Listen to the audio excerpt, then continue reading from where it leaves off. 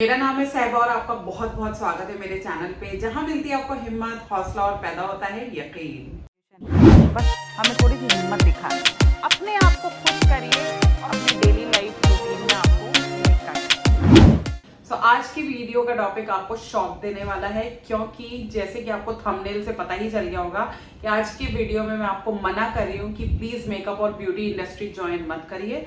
Please आप अपना salon मत खोलिए, आप मेकअप आर्टिस्ट मत बनिए।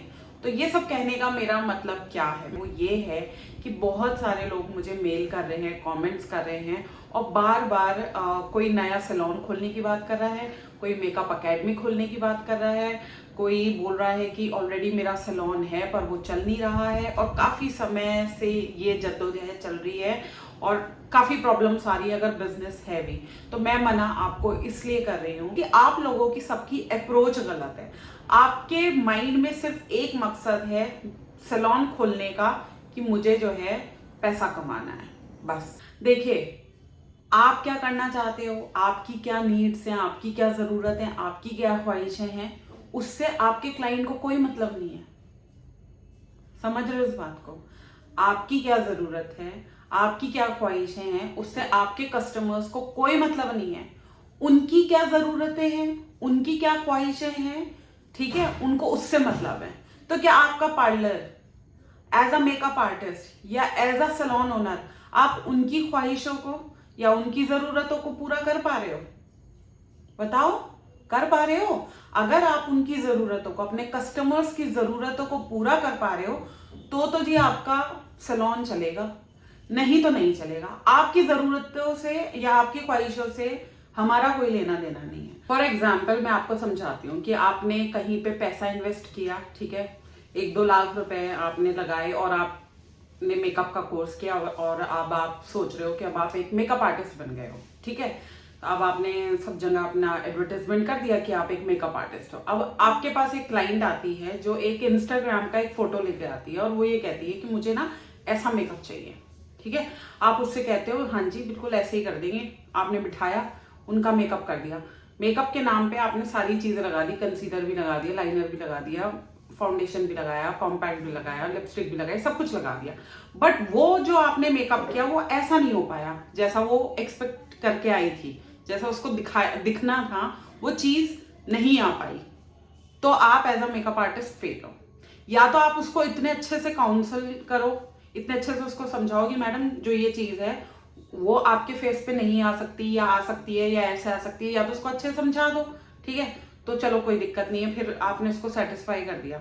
या बाई चांस वो हो सकता था सेम मेकअप, पर आपके पास वो कलाएं अभी नहीं है कि आप वैसा मेकअप उनको करके दे सको, तो आप as a makeup artist fail हो जाओगे। क्योंकि आजकल सोशल मीडिया की वजह से हर क्लाइंट का जो माइंड है वो ऐसे ओपन हुआ है और उसकी उम्मीदें बहुत बहुत बड़ी हो चुकी हैं। वो एक छोटे से सैलून में भी जाता है ना तो इतनी सारी उम्मीदें लेके जाता है कि भैया यहाँ से मुझे ये सर्विसेज ऐसे लेके आऊंगी मैं।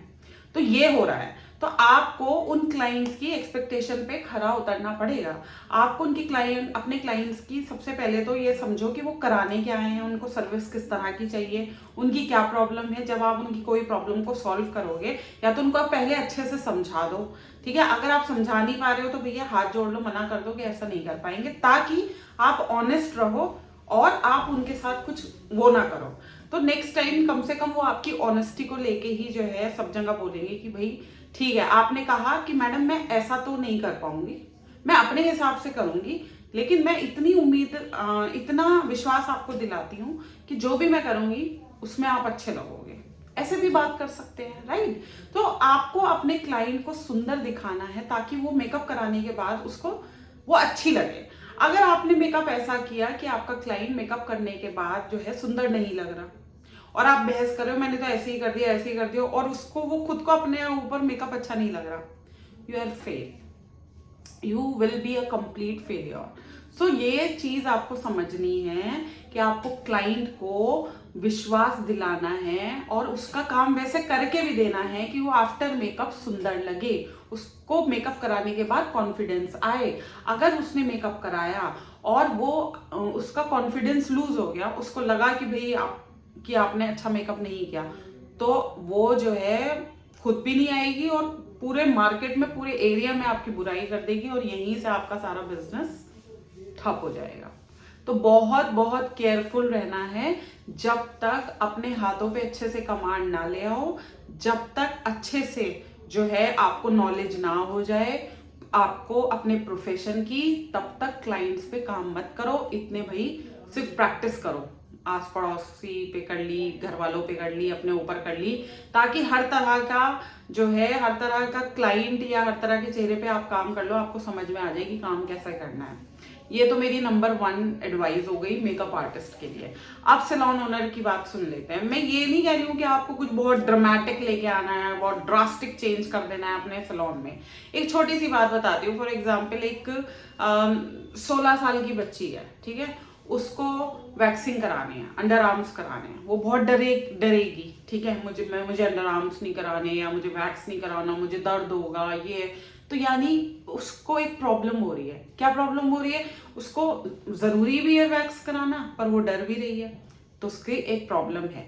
अब आपने उसको बोला कि बेटा हम इस तरह से आपको वैक्स करेंगे कि आपको बिल्कुल पेन नहीं होगा, ठीक है। तो यहाँ क्या हो गया कि अब आप जो काम करोगे ना उस बच्चे पे, 16 साल की लड़की पे, जो अब आप केयरफुल होके करोगे, छोटा छोटा से चंक्स में उसको वैक्स करके दोगे, तो थोड़ा बहुत तो पेन होगा, लेकिन उतना पेन नहीं होगा जितना वो इमेजिन कर रही थी। तो यहाँ आपने क्या किया? आपने एक प्रॉब्लम को सॉल्व कर दिया। इस तरह से प्रॉब्लम को सॉल्व करना है। और वो खुश हो गई कि हाँ मैम, आप मेरे को उतना दर्द नहीं हुआ जितना मैंने सोचा था, और आपने मेरे बहुत अच्छे से वैक्स किए, बहुत प्यार से किया, और अब मैं नेक्स्ट टाइम यहीं आऊंगी। तो आपने एक छोटी सी प्रॉब्लम को सॉल्व कर दिया। यही तो चाहिए। सर्विसेज का मतलब ये नहीं कि आप वैक्स के नाम पे आप बिल्कुल पेन नहीं होगा, लेकिन आपने अपनी तरफ से 100% कोशिश करी कि उनको दर्द ना हो। आपने जल्दी जल्दी पट्टियां लगा के ऐसे छट छट छट नहीं खींची जिससे उसको दर्द हो सकता था। तो क्या आपको क्लाइंट को इसी तरह से समझना है। कोई क्लाइंट आता है जिसको ये होता है कि मैम मैं ना बहुत ज़्यादा टायर्ड हूँ, ठीक है, मैं बहुत स्ट्रेस में हूँ और मुझे फेशियल कराना है और मैं चाहती हूँ कि मुझे फुल रिलैक्सेशन मिल जाए, ठीक है। अब आपने क्या किया कि आपने बहुत अच्छा फेशियल उनको सजेस्ट किया, वाइटनिंग फेशियल सजेस्ट कर दिया। वाइटनिंग फेशियल में आप वाइटनिंग का रिजल्ट तो दे रहे हो और जल्दी जल्दी कर रहे हो। आपको जो रिलैक्सेशन उनको देना चाहिए था, जो मसाज उनको देनी चाहिए थी, जो स्ट्रेस उनका रिलीज करना चाहिए था, वो आपने नहीं किया।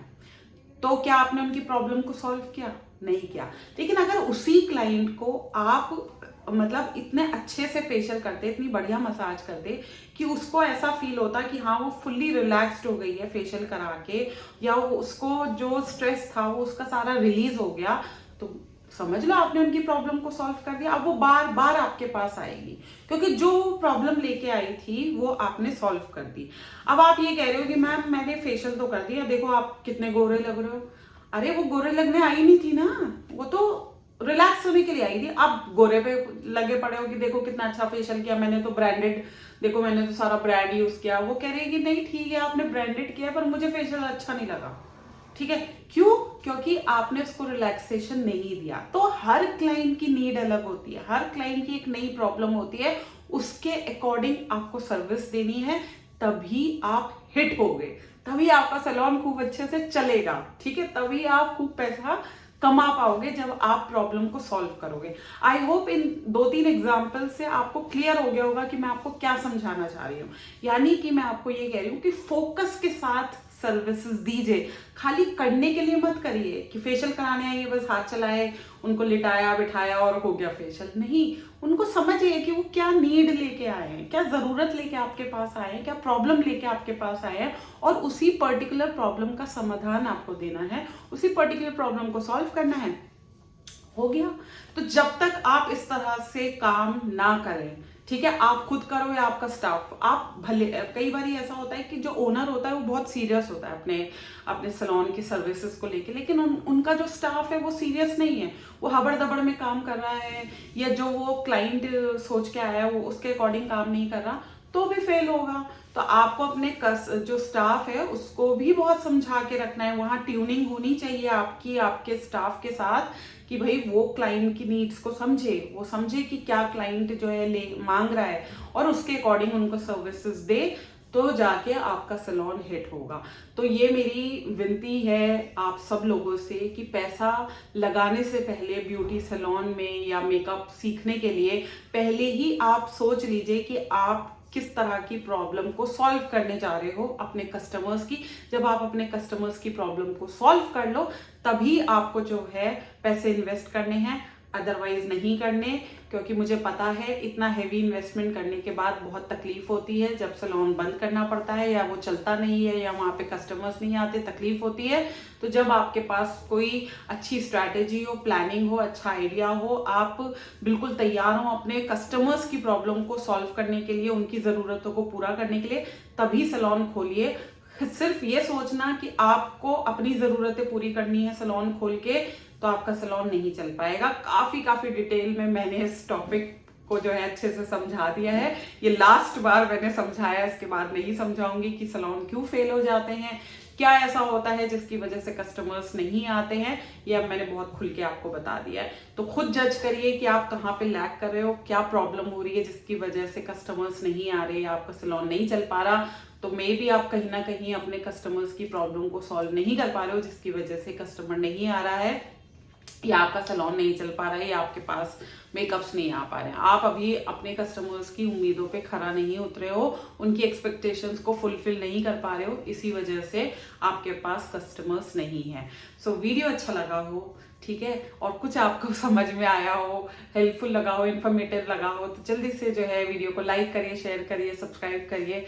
और किसी भी क्वेरी और डाउट के लिए या तो नीचे कमेंट बॉक्स में कमेंट कर सकते हैं, अदरवाइज मुझे मेल कर सकते हैं। मेरा मेल एड्रेस है magicalsehba@gmail.com। आप मुझे इंस्टाग्राम और फेसबुक पे भी फॉलो कर सकते हो, उसका एड्रेस है magical_sehba। बाकी नेक्स्ट वीडियो मिलूंगी एक नए टॉपिक के साथ। Till then stay safe, stay magical and stay blessed. Bye.